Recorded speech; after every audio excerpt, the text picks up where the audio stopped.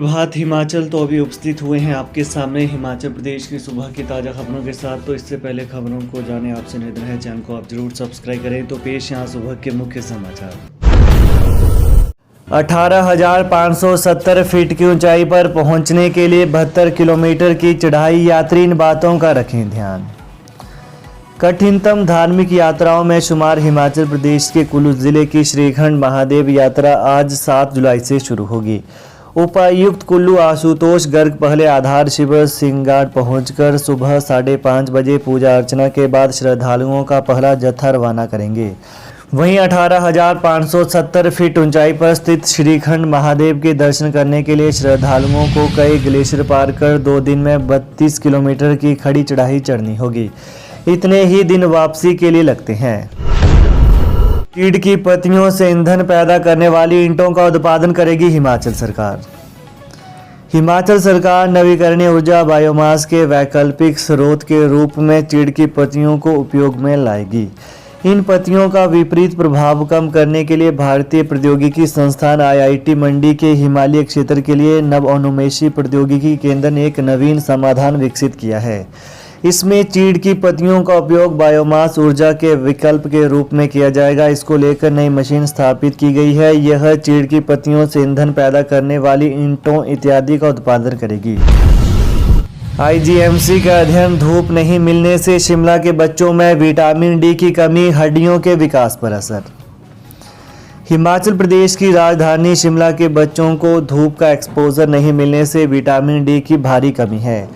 IGMC Shimla की ओर से इस संबंध में किया गया एक अध्ययन चौंकाने वाला है। 6ठी से 12वीं कक्षा तक के 300 बच्चों पर किए अध्ययन से यह बात सामने आई है कि यहां पर केवल 4 बच्चों में ही विटामिन डी पर्याप्त मात्रा में थी। वहीं बाकी में इसकी 23 से कम मात्रा या बहुत कमी पाई गई। IGMC शिमला के विशेषज्ञों ने यह अध्ययन मेडिसिन विभाग के प्रोफेसर जितेंद्र कुमार मोक्टा की निगरानी में किया है।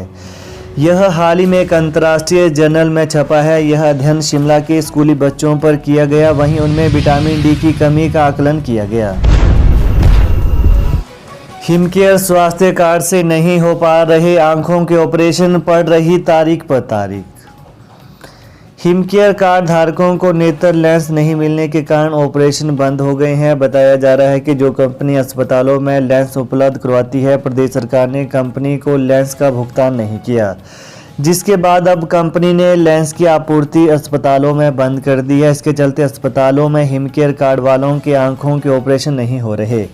अगर मरीज को बिना कार्ड ऑपरेशन करवाना हो तो डॉक्टर उसे 6,000 रुपये का लेंस खरीदने की बात कर रहे हैं या फिर आगे की तारीख दे रहे हैं। गौर है कि राज्य के लोगों को स्वास्थ्य सुविधा देने के लिए प्रदेश सरकार ने हिमकेयर और केंद्र सरकार ने आयुष्मान योजना चलाई है, लेकिन प्रदेश सरकार की हिमकेयर योजना का नेत्र रोगियों को लाभ नहीं मिल रहा।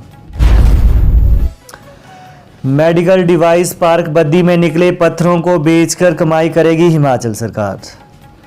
मेडिकल डिवाइस पार्क बद्दी के निर्माण के लिए जमीन को समतल करना शुरू कर दिया गया है। खोदाई के दौरान भूमि के एक कोने पर करोड़ों के पत्थर निकले हैं, जिसे गुपचुप तरीके से सीमावर्ती क्षेत्रों में भेजा जा रहा है। वहीं प्रदेश सरकार को इसकी शिकायत मिलने पर सप्लाई पर रोक लगा दी है। अब सरकार की अनुमति से यह पत्थर कहीं नहीं ले जाया जा सकेगा। वहीं सरकार ने यह निर्णय लिया है कि इस पत्थर को क्रशर मालिकों को बेचा जाएगा। उद्योग मंत्री हर्षवर्धन चौहान ने कहा कि पत्थर को बेचकर रॉयल्टी जुटाई जाएगी। इसके लिए इच्छुक क्रशर मालिकों को पत्थर खरीदने की डिमांड ली जाएगी, उसके आधार पर पत्थर सप्लाई होगा। अनुमान लगाया गया है कि खोदाई से अब तक करीब 2 लाख टन पत्थर निकल गया है। इससे सरकार को 1.60 करोड़ रुपए की आय होगी। समान नागरिक संहिता का समर्थन करने के बाद मंत्री विक्रमादित्य ने लिया U turn. Common civil code का बीते दिनों सोशल मीडिया पर खुलकर समर्थन करने के बाद अब लोक निर्माण मंत्री विक्रमादित्य सिंह ने यू टर्न ले लिया है। पिछले कल राज्य सचिवालय में पत्रकार वार्ता करते हुए मंत्री विक्रमादित्य सिंह ने कहा कि UCC को लेकर कांग्रेस पार्टी का शीर्ष नेतृत्व जो फैसला करेगा उसका मैं समर्थन करूंगा। पार्टी की तरफ से जो आदेश मिलेंगे उन्हें माना जाएगा। उन्होंने कहा कि लोकसभा चुनाव के नज़दीक आते ही मुद्दों को बदलने का प्रयास किया जा रहा है। बढ़ती महंगाई, बेरोजगारी और अन्य मामलों से ध्यान भटकाने के लिए केंद्र सरकार ने कॉमन सिविल कोड की बात छेड़ दी है।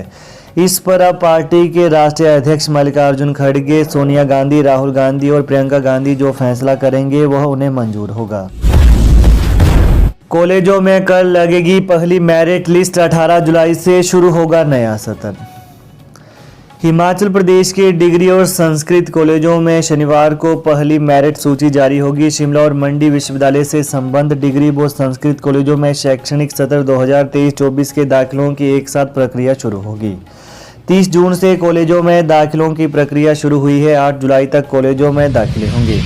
वहीं इसी दिन शाम 5 बजे पहली मेरिट सूची जारी होगी। 10 से 12 जुलाई तक फीस जमा होगी। 12 जुलाई को दूसरी मेरिट सूची जारी होगी। 13 और 14 जुलाई को फीस जमा करवाई जा सकेगी।